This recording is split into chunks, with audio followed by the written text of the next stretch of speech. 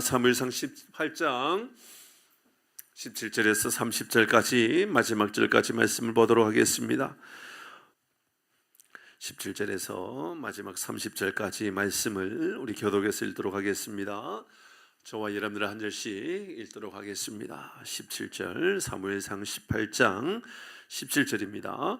사울이 다윗에게 이르되 내 맏딸 메랍을 내게 아내로 주리니 오직 너는 나를 위하여 은결을 내어 여호와의 싸움을 싸우라 하니 이는 그가 생각하기를 내 손을 그에게 대지 않고 블레셋 사람들의 손을 그에게 대게 하리라 함이라.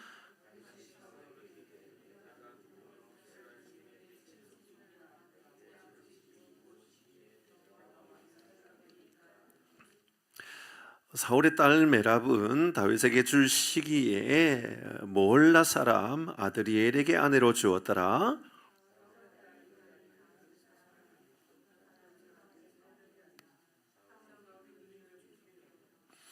스스로 이르되 내가 딸을 그에게 주어서 그에게 울무가 되게 하고 블레셋 사람들의 손으로 그를 치게 하리라 하고 이에 사울이 다윗에게 이르되 내가 오늘 다시 내 사위가 되리라 하니라.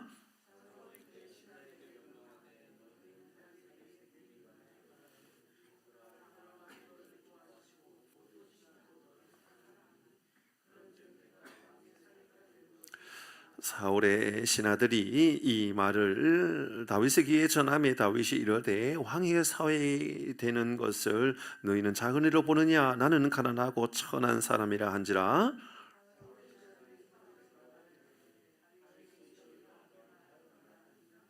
사울이 이르되 너희는 다윗에게 이같이 말하기를 왕이 아무것도 원하지 아니하고 다만 왕의 원수의 보복으로 블레셋 사람들의 포피 100개를 원하신다 하라 하였으니 이는 사울의 생각에 다윗을 블레셋 사람들의 손에 죽게 하리라 함이라.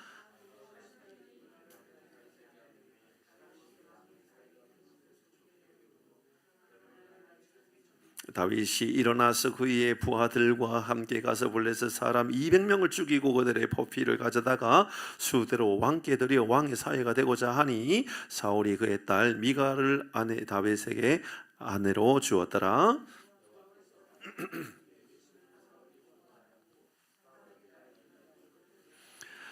사울이 다윗을 더욱 두려워하여 평생의 다윗의 대적이 되니라. 블레셋 사람들의 방백들이 싸우러 나오면 그들이 나올 때에 다윗이 사울의 모든 신하보다 더 지혜롭게 행하매 이에 그의 이름이 심히 귀하게 되니라. 아멘.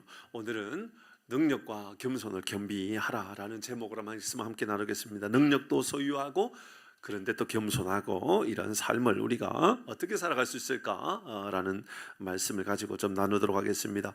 또 앞에 있는 부분을 살짝 또 살펴보면 우리 이제 어제 말씀이죠. 바로 앞부분 16절 앞부분에 있는 말씀을 보면 다윗은 참 지혜로운 사람이었다. 그 내용의 주제가 그거였죠, 그렇죠? 지혜로웠다였습니다. 하나님의 지혜를 가졌던 사람. 그러니까 말씀에는 하나님이 그와 함께 하셨다. 그래서 그는 지혜로웠다. 그러니까 그는 지혜롭게 행하였다. 하나님이 그와 함께 하셨다. 그런데 문장을 보면 문장이 이어지는 문장이었습니다. 앞부분이 이렇게 나누어져 있는 것처럼 보이지만 그가 지혜롭게 행하였다. 뒤에는 그가 하나님이 그와 함께 하셨다. 나누어져 있습니다, 분명히. 그러나 실제로는 이 문장이 하나처럼 보여지는 말씀입니다. 하나님이 함께 하심으로 그가 지혜로웠다. 자, 이것은 이제 우리의 삶을 적용해야 됩니다. 여러분, 우리가 하나님의 지혜를 가졌습니다. 하나님이 나와 함께 하셨습니다. 하나님의 지혜를 가졌습니다. 그게 어떻게 증명되어지고 어떻게 드러나는가를 이제 어제 묵상한 것이죠. 그러니까 우리가 지혜를 가졌다라는 것은 오해되면 안 됩니다. 성경을 얼마나 많이 알고 있는가가 아니잖아요, 그렇죠? 우리가 하나님이 나와 함께 하시기 때문에 우리가 지혜를 가졌다라고 하는 것은 성경적 지식이 얼마나 많다라고 하는 말이 아닙니다. 전혀 그런 것이 아니었습니다. 어떻게 나타나느냐 하면 두 가지 모습으로 나타났어요. 사울에게는 두려움이 되었고 이스라엘 백성들에게는 사랑하게 되었어요. 묘하죠. 이것이요 우리 믿음의 사람들에게 나타나는 하나님의 지혜의 특징입니다. 뭐냐 하면 악한 사람은 우리를 싫어한다는 거예요. 맞죠? 그러니까 하나님을 모르는 사람은요 믿음의 사람들을 싫어한다니까요. 어두움은 빛을 싫어해요. 요한복음의 1장에서 우리에게 가르쳐주는 참빛이 세상에 왔지만 세상이 그걸 알아보지 못했다라는 말의 원어를 보면 어떻게 표현되느냐면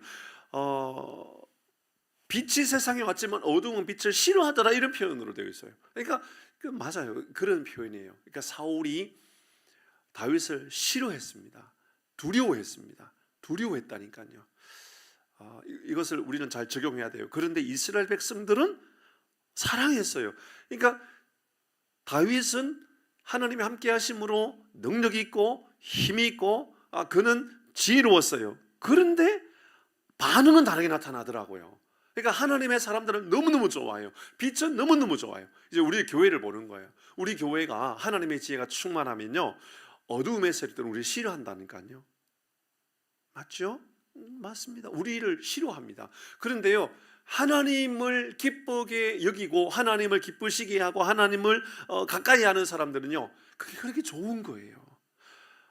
여러분도 마찬가지죠. 여러분의 삶도 다 그래야 되는 거죠. 우리는 악한 사람에게는 우리는 좀 불편한 사람이 돼야 돼요. 이해가 되시죠? 우리는 좀 불편한 사람이 돼요.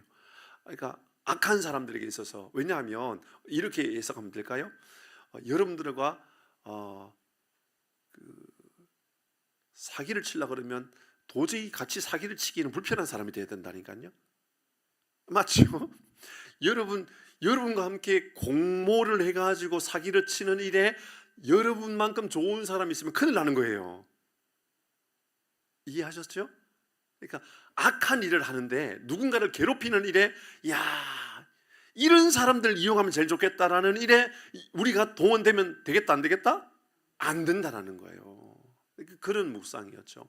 근데 도리어 선한 일들을 위하여 있잖아요. 예를 들어서 복음을 전하는 일들, 하나님을 예배하는 일들, 전도하는 일들, 이웃을 사랑하고 섬기는 일들, 이런 일에는 바로 여러분이 생각나는 거죠. 우리가 생각나는 거죠. 여러분, 이런 모습들이, 이런 은혜가 우리 가운데 임하기를 주의 이름으로 축복합니다. 그게 이제 앞부분의 말씀이었습니다. 이 말씀을 묵상하면서 우리 교회는 어떤 교회입니까를 점검하게 했었죠. 우리 교회는 하나님의 지혜를 가지고 있는 교회입니까? 여러분은, 우리 모두는 하나님의 지혜가 있는 성도입니까? 그게 세상 사람들이 우리를 어떻게 보느냐에 의하여 그대로 나타날 수 있다라고 말씀을 드렸죠. 자, 오늘 본문의 말씀입니다. 오늘 본문의 말씀은 한 문장으로 보면 사울이 다윗을 간계에 빠지게 해서 죽이려고 하는 장면입니다. 맞죠? 맞죠? 예. 우리 집사람만 네라고 했어요. 희한하네요. 여러분, 대답하는 제가 알잖아요. 끝까지 묻잖아요, 저는. 그러니까 빨리빨리 대답을 해주세요. 그러니까 사울이 지금 다윗을 죽이고자 하고자 간궤에 빠지게 하고 있어요. 맞나요? 맞아요. 근데 하나님의 지혜가 없으면 참 얼마나 악하냐면, 누구를 동원하고 있어요 지금? 딸을 동원하고 있어요. 누구를 죽이려고? 다윗을 죽이려고. 아니, 그냥 죽이지. 그냥 군대 보내가지고, 아니면 저 블레셋 사람들의 이 전쟁터의 중심에 넣어가지고 뭐 어떻게든지 죽이지, 그냥 죽게 하든지. 누구를 동원하고 있어요 지금? 여러분은 악한 일에 여러분의 가족을 동원할 수 있어요? 있어요? 세상에 이런 악함이 어디 있어요? 여러분 보시죠. 하나님의, 그러니까 그러니까 어제 말씀에 제일 앞부분에 나왔던 말씀이 뭐였었어요? 여러분 앞에 띄워지지는 않지만 여러분 말씀 한번 볼까요? 앞부분에 우리가 이렇게 시작했잖아요. 10절 말씀 앞에 띄우지는 않았어요. 여러분 성경에 있으니까요, 읽어보십시오. 10절 말씀 같이 읽습니다. 시작. 됐습니다. 그에게 악령이 힘있게 내렸다 그랬어요. 이 악령이 뭐냐? 그러니까 그건 지금 이야기하면 세 번째 이야기하는 거예요. 그냥 오늘까지만 할게요. 세 번째, 오늘까지만 할게요. 이 악령, 하나님이 부르시는 악령을 정신질환자 이렇게 해석하면 안 된다고 그랬어요. 정신질환자 이렇게 해석하면 되고, 그리고 또 하나님이 악한 것을 동원하실 수도 있는 분이다라고 해석하면 안 된다고 그랬어요. 왜냐하면 하나님은 악이 없는 분이시기 때문이라는 거예요. 그럼 이게 뭐냐? 악을 허용하신다라는 거. 악한 일들은 여러분 하나님이 부리신다라고 하는 이 표현은 하나님께서 악을 동원한다는 의미가 아니라 허용해 놓으셨다라는 거죠. 오늘 본문의 말씀을 보니까 좀 이렇게 10절의 말씀을 보니까는 이 사울이 악함이 아주 강력하게 역사하고 있어요. 맞죠, 그죠? 악함이 강력하게 역사하고 있어요. 자, 잘 생각해 보세요. 악함이 강력하게 역사하니까 악한 일에 누구를 동원할 수 있다고요? 가족까지 동원할 수 있다는 거예요. 저는 그런 사람을 봅니다. 저는 그런 사람을 알고 있습니다. 악한 영이 임하니까요, 어떤 일이 나냐니까요, 아내를 이용해먹습니다. 아내를. 그런 본 일이 있어요? 잘 없죠, 그죠? 남편을 이용해 먹기도 하고요, 자식을 이용해 먹기도 하고요, 부모를 이용해 먹기도 합니다. 형제를 이용해 먹기도 합니다. 악한 일들을 위하여, 내가 사기치는 일들을 위하여, 사기치는 일들을 위하여 교회를 이용해 먹기도 합니다. 목사님, 그럴 일도 있을 수 있습니다. 악한 영들이 우리의 삶에 임하면 우리는 이런 일에 대한 영적인 분별력이 다 사라져 버려요. 그래서 이게 악한 일인지 선한 일인지 분별할 줄 모르는 거예요.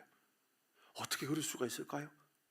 딸이 오늘 본문의 말씀을 보니까 메랍을 먼저 시집을 보내야 되겠다. 근데 나는 도저히 어떻게 왕의 사위가 될 수 있습니까? 안 됩니다. 그렇게 말하니까 이제 다른 사람한테 시집을 보내요. 근데 두 번째 오늘 보니까는 미갈이죠. 미갈이 이 다윗을 사랑한다라고, 다윗을 너무너무 좋게 여기고 있다는 것을 알고 시집을 보내고 있어요. 그런데 그 메랍을 시집을 보내려고 했든지 어쨌든 두 번째 나오는 이 미갈을 보내든지 둘 다 잘 생각해 보면 다윗을 죽이기 위함이지 시집 보내는 것은 목적이 아니죠. 여러분 보시죠. 시집은 목적이 아니었어요. 시집을 보내야 되겠다, 결혼을 시켜야 되겠다, 그게 아니라 죽여야 되겠다, 죽여야 되겠다. 여러분, 악함의 미혹의 끝은 어디냐면 누군가를 죽이는 일까지 간다니까요. 사람을 죽여요. 그게 육신으로만 죽이는 것이 아니라 마음으로도 죽일 수 있고 영혼으로도 죽일 수 있어요. 영적으로도 사람을요 죽음에 빠질 수 있단 말이죠. 사랑하는 교우 여러분, 우리가 하나님 앞에 언제나 선한 일들을 위하여 쓰임받은 은혜가 있기를 주의 이름으로 축복합니다. 여러분, 이 말씀은 아주 우리에게 얼마나 중요한 말씀인지 모릅니다. 그래서 오늘 본문의 전체적인 내용은 이미 제가 말씀드렸습니다. 그런 내용입니다. 사울이 다윗 죽이려고 두 딸을 자꾸 시집 보내가지고 사위 삼아가지고 전쟁터에 보내서 죽여야 되겠다. 그러니까 미갈을 보낼 때는 그냥 내가 너를 사위로 들을 수는 없고 내가 결혼 지참금으로 가가지고 블레셋 사람 포피를 100명을 죽여가지고 잘라와라. 근데 다윗이 얼마나 능력 있고 지혜로웠으면 가가지고 200명을 잘라가지고 와가지고 200명을 죽였다고. 그래서 이제 사울 왕의 이제 이 사위가 되었다. 오늘 본문의 말씀의 그 내용입니다. 두 가지 오늘도 묵상하고 기도 제목으로 삼도록 하십시다. 17절 먼저 다시 한번 읽어볼까요? 17절입니다. 같이 읽겠습니다. 17절 같이 읽겠습니다. 시작. 사울이 다윗에게 이르되 내 맏딸 메랍을 내게 아내로 주리니 오직 너는 나를 위하여 용기를 내어 여호와의 싸움을 싸우라 하니 이는 그가 생각하기를 내 손을 그에게 대지 않고 블레셋 사람들의 손을 그에게 대게 하리라 함이라. 블레셋 사람을 통하여 죽게 하려고, 내가 죽이는 것이 아니라 블레셋 사람을 죽게 하기 위하여 이제 사위로 드리려고 하고 여기에 메랍을 이용하려고 하고 있다. 25절에는 이제 미갈을 이제 메랍이 안 되니까 미갈을 통해서 그렇게 하려고 하고 있다. 그 이야기를 하고 있습니다. 오늘 본문의 이 이야기는 어떤 방법으로든 함정에 빠져서 미혹에 빠져서 넘어뜨리려고 하고 있는 그 장면이죠. 저는 이게 우리 신앙이라고 생각합니다. 하나님의 사람으로 살아가려고 애를 쓰면 애를 쓸수록, 우리가 다윗 같은 마음을 가지고 살아가려고 몸부림치면 몸부림칠수록 우리의 삶에 나타나는 것은 끊임없는 미혹입니다. 맞죠? 끊임없는 미혹이 우리에게 다가옵니다. 이게 한 번으로 끝나지 않습니다. 목숨을 우리가 빼앗아 갈 정도로, 여러분, 심하면 정말 우리의 목숨을 빼앗아 갈 수 있을 정도의 미혹이나 시험들이 우리에게 올 수가 있습니다. 롯만 우리에게 이야기하는 것이 아닙니다. 다윗은 사울에게 이성적으로 볼 때에 어떤 문제로 볼 때에 이 다윗이 이 사울을 통하여서 이런 미혹을 받아야 될 사람인가라고 생각해 보게 됩니다. 그런데 여러분, 이런 방법, 그러니까 내 딸, 가장 사랑하는 내 딸, 여러분, 사울에게 딸이 몇 명이었어요? 2명이었어요. 아들 몇 명이었죠? 3명. 사울에게는 아들 3명, 딸 2명이었어요. 그러니까 딸 2명이었어요. 딸 2명. 근데 딸 2명 모두를 이 다윗을 죽이기 위한 도구로 쓴단 말입니다. 도구로. 그렇게 생각해 보면 가장 소중하고 가장 예쁘고 가장 아름다워 보이는 내 가족을 미혹하는 일에 사용할 수 있다 그러면 우리를 한번 생각해 보는 거예요. 우리도 우리의 삶에, 우리의 신앙에 우리를요, 사단은 우리에게 중요하고 가치 있고 엄청나게 우리에게 아주 소중하게 여길 만한 것 가지고 우리를 미혹하고 우리를 넘어지게 할 수 있다고 말입니다. 미혹의 문제는 여러분 누구나 올 수 있는 문제라는 거 너무 잘 알고 있지 않습니까? 목사도 장로도 마찬가지입니다. 모든 성도들은 다 미혹에 넘어질 수 있는 겁니다. 하나님께서 우리를 성장할 수 있도록 시험하시기도 하지만 여러분, 사단은 우리에게 미혹하여서, 미혹입니다. 템테이션이라고 하는 이 미혹입니다. 미혹을 통해 우리를 충분히 넘어지도록, 하나님을 떠나도록 하는, 그리고 오늘 성경은 죽이겠다고, 죽이는 방법이라고 했죠. 그러니까 그 미혹의 방법이, 사울은 미혹하여서 다윗을 죽이려고 했단 말입니다. 그러니까 우리의 삶에 영적으로 우리를 완전히 무너뜨리고 더 이상 일어날 수 없을 만큼 우리를 죽이고자 하는 방법으로 우리에게 미혹하고 우리를 넘어지게 하는 경우가 얼마나 많이 있는지 모릅니다. 간혹 우리나라의 유명한 목사님들이 돈의 문제나 이성의 문제에 미혹으로 넘어져 가지고 목회를 제대로 하지 못하고 완전히 넘어지는 케이스들이 종종 있습니다. 종종 있죠, 그죠? 종종 있습니다. 근데 꼭 이런 얘기를 해요. 아이고, 어떤 목사님 어떻게 그럴 수가 있나? 예, 제가 봐도 목사님 왜 그런지 모르겠어요. 근데 목사는요, 그러면 드러납니다. 성도는 그러면 잘 안 드러나는 경우가 너무 많습니다. 맞죠? 그게 훨씬 더 심각한 거 아시죠? 목사는 드러나요. 그러니까는 정화하면 돼요. 새롭게 하면 돼요. 그러니까 목회를 그만두면 된단 말입니다. 쉽게 말하면 목회를 그만두면 돼요. 그 되는 것은 아니지만 어쨌든 그렇게 해결하면 돼요. 근데 여러분, 드러나지 않는 여러분은 어떻게 할 겁니까? 라는 질문에 여러분, 자유로울 수 있는 사람이 몇 명이나 있을까요? 저도 꽤나 오래도록 사역해 왔습니다. 생각해 보면 벌써 한 30년 가깝게, 제가 나이 굉장히 젊게 제가 사역을 일찍 시작했으니까요, 30년 가깝게, 거의 가깝게 제가 사역해 왔습니다. 제가 21살 때 사역을 시작했거든요. 상상이 안 되죠? 예, 사역을 21살 전도사를 받아들이는 데가 있을까요, 없을까요? 없어요. 근데 제가 사역했잖아요. 어떻게 했을까요? 교회 찾아가 가지고 제가 여기에서 자비량으로 사역하고 싶다고 전도사로 저를 좀 써달라고 제가 요청을 해가지고 제가 사역을 시작했어요. 그런 사람 흔치 않죠? 예.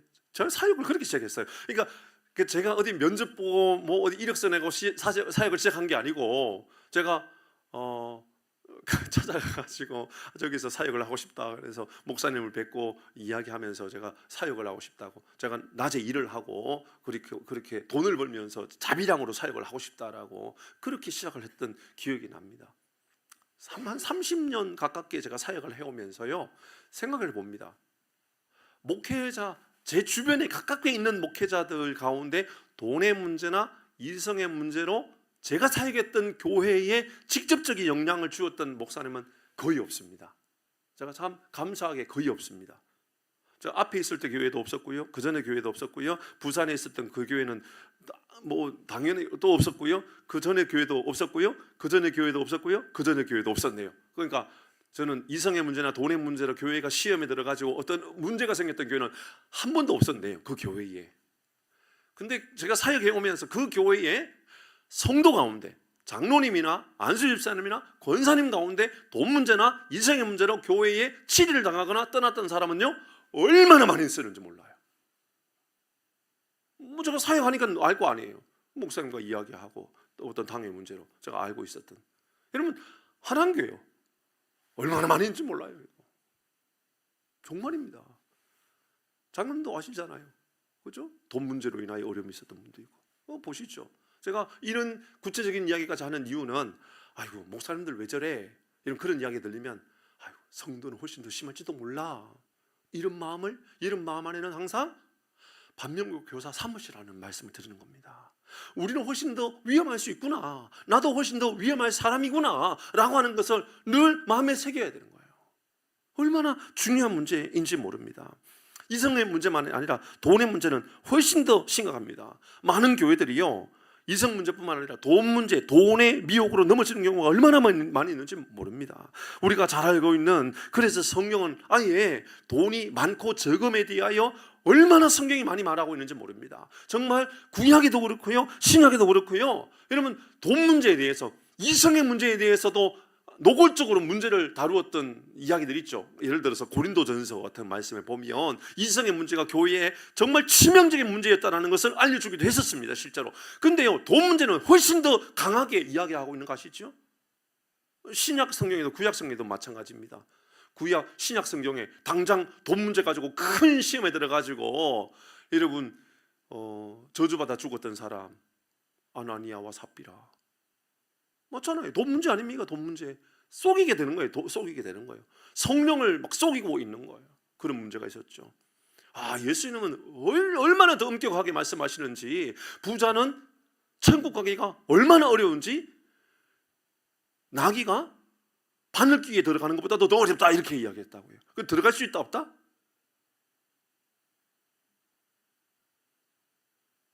여러분, 제가 이 설교는 이미 했던 설교입니다, 전에. 자, 다시. 부자는 천국 못 들어간다.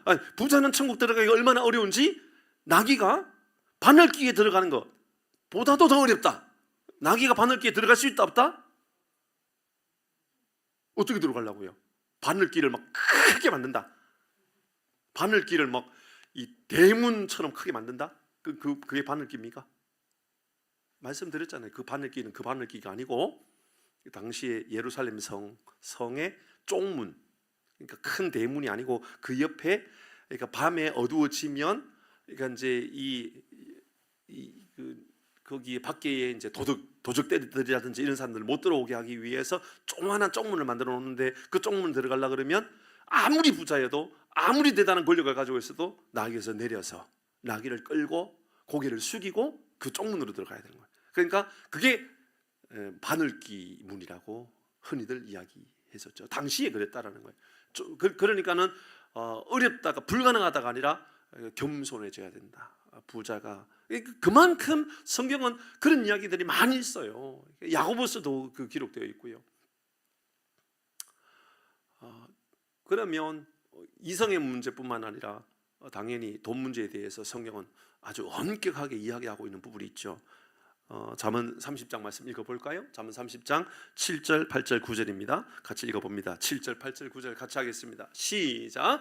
내가 두 가지 일을 주께 구하여 싸우니 내가 죽기 전에 내게 거절하지 마옵소서, 이렇게 기도합니다. 8절 시작. 곧 헛된 것과 거짓말을 내게서 멀리하옵시며 나를 가난하게도 마옵시고 부하게도 마옵시고 오직 필요한 양식으로 나를 먹이시옵소서. 9절 왜 그래야 됩니까? 시작. 혹 내가 배불러서 하나님을 모른다.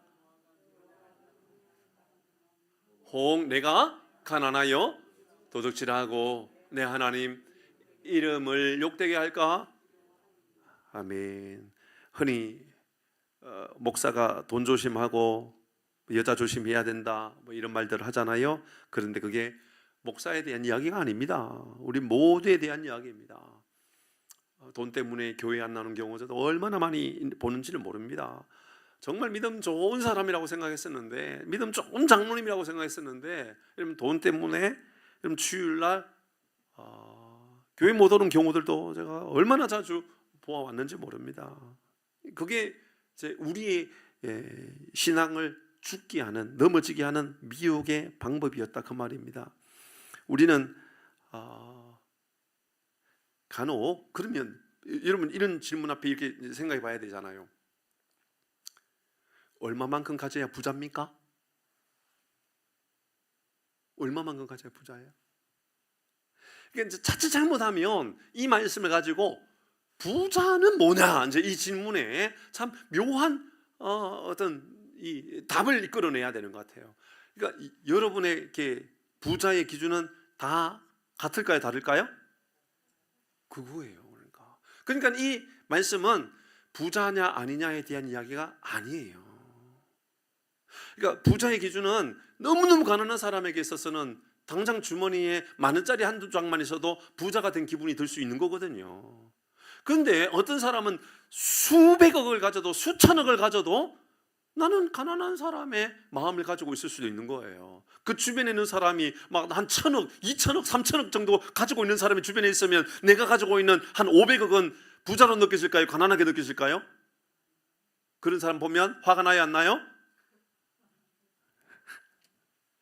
그 얘기가 아닌 거예요. 그러니까는 9절에서 말하고 싶은 것은 하나님을 모른다. 여호와가 누구냐 할까? 이것 때문에 그런 거예요. 그러니까는 하나님을 멀리하게끔 할 만큼 돈에 대한 탐욕을 가지면 그것은 미혹에 넘어가 있는 사람이다 라고 하는 것을 말하고 있는 것이다 라는 것을 우리에게 알려주고 있는 것이죠.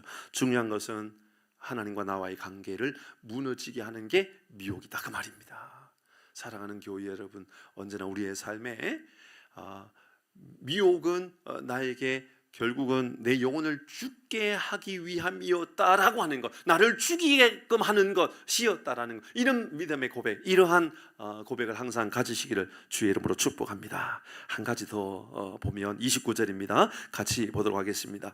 아까 조금 전에 서두에서 말씀드렸던 그 이야기가 오늘 본문에도 또 나옵니다. 그러니까 하나님이 함께 하심으로 말미암은 하나님의 지혜를 가졌을 때 나타나는 모습, 29절 오늘 본문에도 같이 등장합니다. 같이 합니다. 29절입니다. 시작.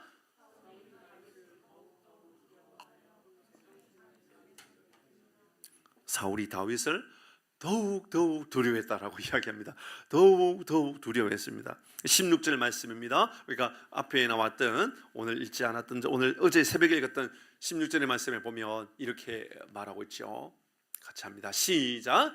온 이스라엘과 유다는 다윗을 사랑하였으니 그가 자기를 앞에 출입하기 때문이었더라. 여러분 보시면 참 놀랍지 않아요? 사울은 하나님이 함께 하셨다라고 하는 것, 이거 하나예요. 그냥 나는 예수 믿는다, 이거 하나라고요. 우리가 뭐 대단한 다른 것, 외적인 어떤 조건을 아무것도 말하고 있는 게 없어요. 그러니까 내가 얼마나 부자다, 얼마나 능력이 있다, 얼마나 실력이 있다, 얼마나 내가 재능이 많다라고 하는 것은 어디에도 말하고 있지 않고 오로지 그가 하나님의 지혜를 가지고 있는 사람이다, 그는 하나님이 함께하고 있는 사람이다 라고 하는 것만 말하고 있는데 다르게 나타나고 있는 거예요. 어떻게 나타났냐? 사울은 다윗을 더욱 두려워했고 이스라엘 사람들은 다윗을 사랑하고, 이렇게 이야기하고 있습니다. 저는 오늘 이 다윗이 하나님의 지혜를 가진 사람의 특징을 또 하나 우리에게 알려주고 있다라고 하는 것을 발견하게 됩니다. 18절 읽어봅니다. 18절 같이 읽겠습니다. 18절입니다. 시작.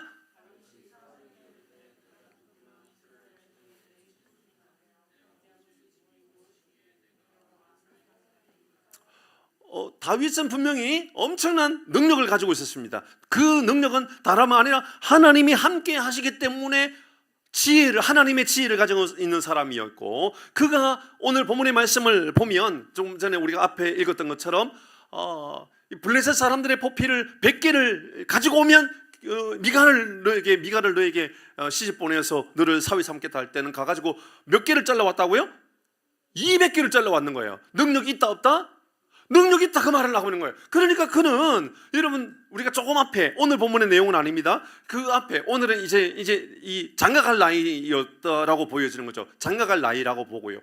그러니까 이 다윗이 골리앗을 죽일 때에는 소년이라고 불렀잖아요. 소년. 그러다가 청년, 소년, 청년 뭐 이렇게 불렀잖아요. 그때는 나이가 소년 나이니까는 15세 언저리라고 생각할 수 있다 그랬어요.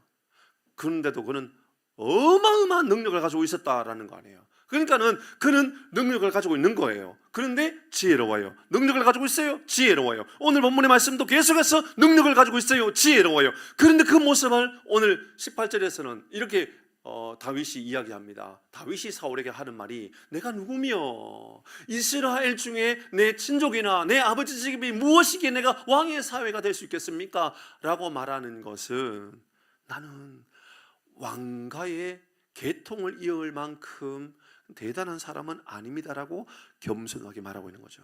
여러분, 이것이 한 번쯤 인사하는 것으로 끝났다 그러면 정말 뭐 그가 그냥 뭐 예의로 그렇게 말할 수 있겠다라고 말할 수 있을지 모릅니다만은 그게 끝이 아니죠. 23절을 이렇게 말하고 있습니다. 23절 같이 읽습니다. 시작. 다윗이 이르되 왕이 사위 되는 것을 너희는 작은 일로 보느냐? 나는 가난하고 천한 사람이라 한지라. 나는 그냥 양을 치는 목동에 불과한 사람입니다 라고 이야기합니다. 이렇게 말하는 것, 나는 가난합니다, 나는 천한 사람입니다 라고 말하는 것은 다윗이 능력이 있음에도 불구하고 능력을 드러내고 있는 것들을 드러내고 있는 것이 아니라 이 모든 능력이 하나님께서 나에게 주셔서 하나님이 나를, 무리가 나타나면 나도 물맷돌 5개 준비하고 살아가야 되겠다라고 하는 실력 말이죠. 그래서 어떤 사람들은 물맷돌 5개를 여러 가지 모습으로 표현하는 사람이 있어요. 물맷돌 하나는 성품, 그냥 예를 드는 거니까 오해하지 마세요. 성경에 없는 얘기예요. 물맷돌 하나는 성품, 물맷돌 하나는 뭐 언어, 뭐 외국어, 물맷돌 하나는 또 뭐 할까요? 부지런함, 물맷돌 하나는 또 뭐 할까요? 어떤 기술, 어떤 기술, 어떤 자격증, 이런 거 있잖아요. 왜 여러 가지. 그러니까 물맷돌은 여러 가지 있을 수 있다. 그런데 그 중에 하나님께서 보시고 쓰실 만한 것 하나를 택하여서 사용하실 수 있다. 그러니까 우리는 무능한 삶을 살아가면 안 된다라는 거죠. 여러분, 우리는 충분히 실력을 키워가야 되는 거예요. 그러니까 어떤 것도 마찬가지인 거죠. 반주를 할 때에도 내가 하나님 최고의 반주로 하나님을 찬양하겠습니다라는 마음을 언제나 가지고 있어야 되는 거죠. 반주만 그러면 안 돼요. 어린이집에서 교사로는 훨씬 더 탁월해야 되는 거죠. 그러니까 반주로는요, 저는 물론 최고의 반주로 하나님을 찬양하는 건 너무너무 좋은 것 같아요. 근데 조금 부족해도 저 하나님께서 그 중심을 보시고 하나님 기뻐하실 것 같아요. 근데 어린이집에서 아이들을 가르칠 때는요, 실수 없을 만큼 정말 최고로 아이들을 가르치고 좋은 선생님이 되려고 몸부림치는 거죠. 그것도 얼마나 중요한지 모르는 거예요. 그러니까는 이거 주일날 이거 비슷한 말씀을 이제 주일날 나눌 텐데, 교회에서는 대단한 능력이 있는 것처럼 보이는데 세상에 가서는 멸시천대를 다 받고 살고 그러면 안 된다라는 거예요. 절대로 안 되는 거예요. 우리에게는 충분한 능력, 재능을 다 하나님께서 주신 것을 충분히 발휘할 수 있는 실력을 키우고 가야 되는 거예요. 그러니까는 누군가에게 나에게 어떤 일을 맡기면 200%를 감당할 만한 실력을 키우라 그 말입니다. 맞죠? 근데 그 실력을 드러내면서 내가 말이야 이만큼 능력이 있는 사람인 거 알아? 내가 말이야 이만큼 재능 있는 사람인 줄 알아? 내가 말이야 얼마나 대단한 가문의 사람인 줄 알아? 내가 얼마나 많이 배운 사람인 줄 알아? 내가 얼마나 부자인 줄 알아? 라고 하는 것을 드러내는 것이 아니라 이렇게 말하는 거예요. 나는 가난하고 나는 천한 사람일 뿐입니다. 내가 어떻게 이 모든 일들을 감당할 수 있겠습니까? 하나님께서 주시는 은혜일 뿐이지요. 사랑하는 교회 여러분, 우리 하나님 앞에 우리는 어떤 모습입니까? 저도 항상 하나님 앞에 이런 마음이 제 믿음의 고백이 되어야 된다라고 하는 얼마나 중요한 그런 고백을 하게 되는지 모릅니다. 사랑하는 성도 여러분, 어떤 사람은 겸손한 것 같은데 영 무능한 사람이 있을 수 있는 거예요. 자, 잘 생각하셔야 돼요.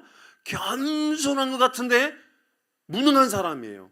그건 겸손이 아니에요. 사실이라고 말하는 거예요. 사실이라고 말하는 거예요.